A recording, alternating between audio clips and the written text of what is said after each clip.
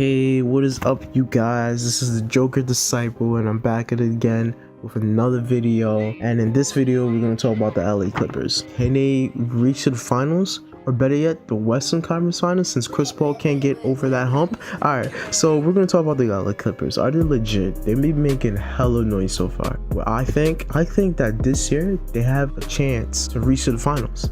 And I'm going to give you 5 reasons why I think they're going to reach to the finals. Number 1, their confidence. Okay, so let's not forget about this. Right now, the Clippers are top 2 in offense and top 2 in defense in this year's NBA season. I mean, they believe that they have a chance of beating every team that they face. It doesn't matter if it's a back-to-back, it doesn't matter if it's the Warriors, Cavs, or what have you. They legit have confidence to overwhelm their opponents with their passing ability, their dribbling ability, their athleticism, and their speed and quickness. Into more detail on that. Their starting 5 is the best in the lead right now. The reason why, because they average 100 minutes per game. That means more possessions, like more time for Chris Paul to do work, more time for Blake Griffin to do work. And that's why they're 13-2 right now. Right now, they're first in the Pacific Division. And what's crazy enough, their point differential is 13.2 points. That's even better than the Warriors, guys. The Warriors point differential is 10 points flat, and the Clippers are doing way better than that. Yeah, we know what happened in preseason, but Doc said it himself. They were playing like it was a real game. It was an exhibition game. They took that game too seriously. Keep an eye on the Clippers. I believe that their confidence will take them to the promised land, and the reason why is going to lead up to key fact number 2. Number 2, team chemistry. Let's think about team chemistry for a sec. Think about the Spurs and the Warriors. In the Spurs situation, Coach Pop said the ball has to move like 0.2 seconds. Like, you cannot have the ball and do ISO like MELO. I'm sorry that I'm dishing MELO like that, but it's true. For the Warriors case, like, they believe in ball movement. That's why in the last game, they killed the Lakers 149 points. And what's crazy, they had like 40 assists. Ball movement is key because it keeps the defensive player guessing. And what's crazy about the Clippers is that their team chemistry has been intact since 2011. Blake Griffin games have been changing. He's been leading the team with 21.9 points per game. And Chris Paul looks like he's 23 years old. He's leading the team in 8 assists a game and almost 3 steals a game. And what's crazy about this, with all the new team chemistry, all the ball movement, JJ Redick's shooting an unbelievable amount of 47% from 3-point range. That's better than Steph Curry. Not only that, Jordan's becoming a beast. I feel like he's gonna be an all-star. DeAndre Jordan been putting up numbers. He's been averaging 12 rebounds per game and 2 blocks per game, and his defense is second to none. He can lock down the paint, will give the Clippers more breathing room. But the one thing about DeAndre Jordan is that he can't hit free throws. I mean, I can't blame the man, but he is shooting better this year. He's shooting 48% from the free throw line, and to be honest, that's really good on his case, knowing his past history of hacking Jordan. Trust me, I hate seeing him miss an airball free throw. Like, come on, DeAndre Jordan. Like, just go in the gym for like 24 hours and practice your free throws. It's not that hard. Alright, so I'm gonna lead up to number 3, why I believe that the Clippers have a shot of reaching to the Western Conference Finals, or better yet, to the finals. Number 3, star power. The benefits of having 2 stars on your team is second to none. It's so successful, it's even crazy. Like, look at Kyle Lowry and DeMar DeRozan, for example. Look at Damian Lillard and CJ McCollum. Having 2 stars in your team can automatically make the whole team much better. To further evaluate about this theory, look at AD's situation. AD's by himself. He's putting God numbers and he's still taking L's. Look at Westbrook. He's trying his best to lead his team to the promised land, to give him wins, but he ended up losing some of his games, even when he's racking up triple doubles, because he barely have help. But what's crazy about the benefits of having star power is the freestyle offense. Like, the combination between Chris Paul and Blake Griffin is crazy. We've been thinking about Lob City ever since Chris Paul joined the Clippers. They draw double teams and they create for each other, which is crazy because, like, with that ability, scoring efficiency will be sky high for each and every one of them. Like, for Blake Griffin, he's shooting better numbers than he did. Chris Paul, he's shooting better numbers than last year. Like, with him on the court, Chris Paul almost 10 plus or minus leading the lead right now. That means with him on the floor, team will most likely do better. And also Blake Griffin. Blake Griffin's top 10. But without them on the floor, the team is like an average D-League team, to be honest with you.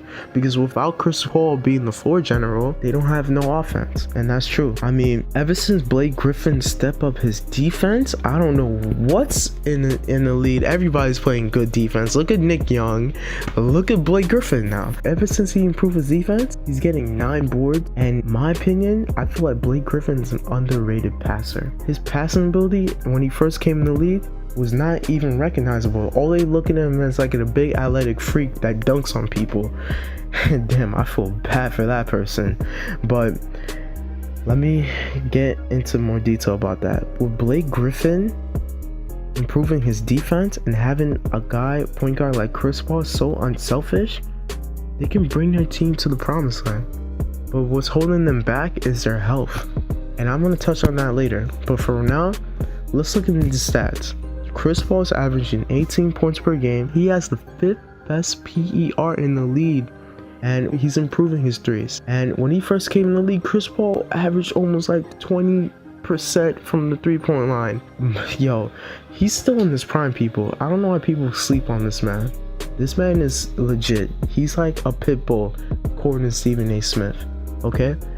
So, with that being said, without star power, I don't think that the Clippers will have a chance of reaching to the Western Conference Finals. Like, you can look at it last year when Chris Paul hurt his hand, broke his hand actually, and Blake Griffin soaring his hamstrings, the Clippers had no chance of reaching to the Western Conference Finals. And that leads me to my next point. Number 4, ball movement. Without ball movement, your team might as well rely on transition defense and hope you get turnovers. But with the Clippers, their ball movement is second to none. Since they have the most talent in the league right now, ever since KD wants to leave Westbrook hanging like that, I'm just saying, and they're a force to be reckoned with because they force a lot of turnovers, you guys. That being said, with them taking care of the ball, that's a recipe for wins, because if you force a lot of turnovers while taking care of the ball, it really gives the other team a hard chance to come back. Like, a really hard chance, because that leads to more possessions, more fast break points,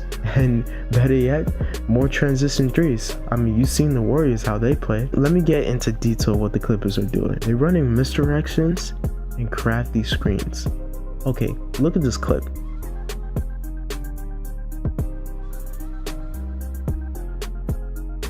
Okay, so I know that went pretty fast and I know you guys confused, but let's rewind that a little bit. I'm explaining to you step by step. Alright.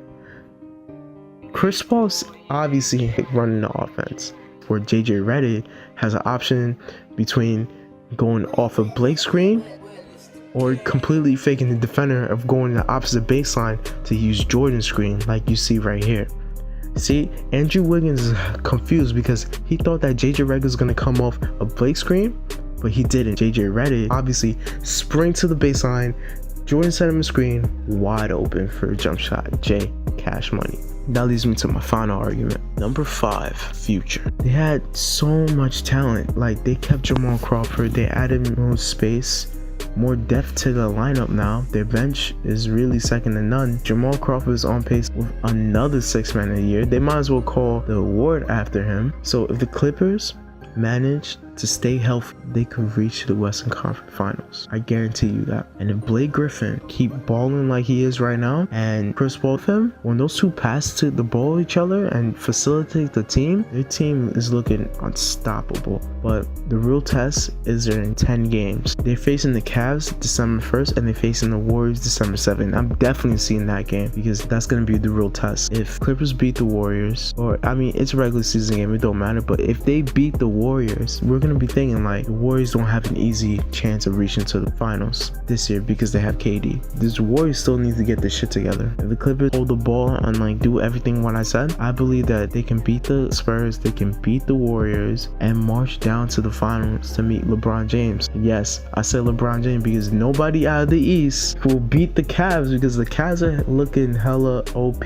right now. But you never know. That's what I love about the NBA. You can't predict everything that happens. So that's it. Alright, I would like to say thank you guys for listening to me for the series. I'm really sorry that I haven't been uploading for the whole week. You know what? I'm not gonna make any excuses. I'm really sorry, you guys. Right now we have 22 subs, and my Laker videos have been having a huge success, almost 1,000 views. I thank you guys for that. And if you guys want to see more content, please leave a like down below. If you're new, subscribe to my channel.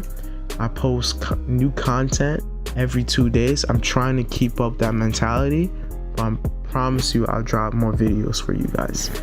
And don't worry, I'm also going to be posting my team content for you guys. I have another idea for my career, and I hope you guys will like it, but it's going to take me a while. So I appreciate you guys for watching this, and thank you guys so much. This is your boy, the Joker Disciple, and I'm out. Thank you guys.